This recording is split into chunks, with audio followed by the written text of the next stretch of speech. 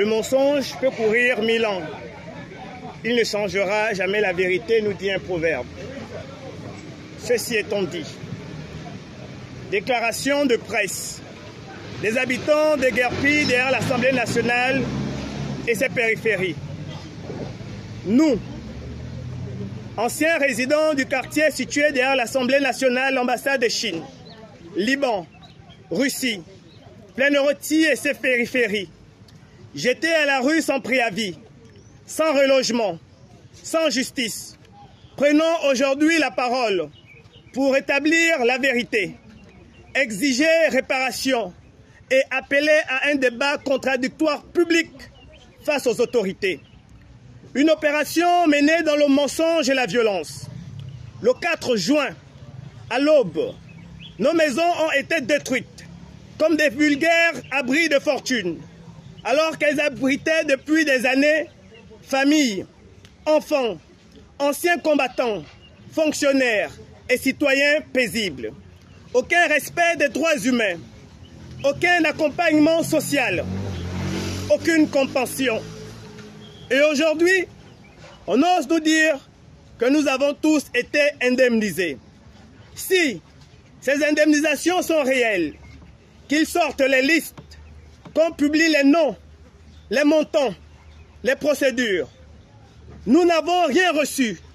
Le peuple réclame des preuves, pas des déclarations à la télévision. Nous vivons là depuis des décennies, en toute transparence. Nos constructions étaient visibles, stables, encadrées par l'organisation administrative de l'État lui-même. Un chef de quartier y était installé, reconnu et payé par les autorités. Des bureaux de vote y sont installés à chaque élection. Des factures d'eau, d'électricité et des taxes locales y sont prélevées. Certains habitants ont des documents fonciers. Alors pourquoi cette violence? Pourquoi détruire ce que l'État lui-même a reconnu?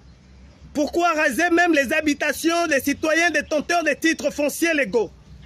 Ce qui s'est passé est plus qu'un déguerpissement.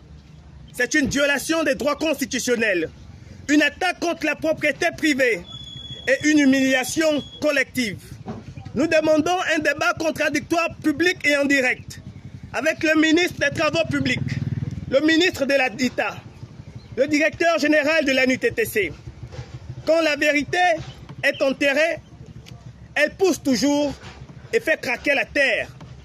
Qu'ils viennent nous affronter avec leurs chiffres, nous viendrons avec nos cicatrices.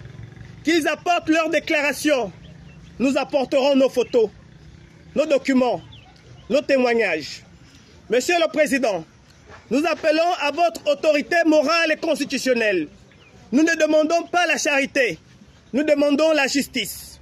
Nous sollicitons la suspension immédiate de tout déguerpissement sans relogement préalable, la mise en place d'une commission d'enquête indépendante, la publication de toutes les listes d'indemnisation, le relogement d'urgence des familles déguerpies dans des conditions inhumaines, l'indemnisation intégrale des pertes, la révision de la politique urbaine pour la rendre inclusive, équitable et respectueuse des populations.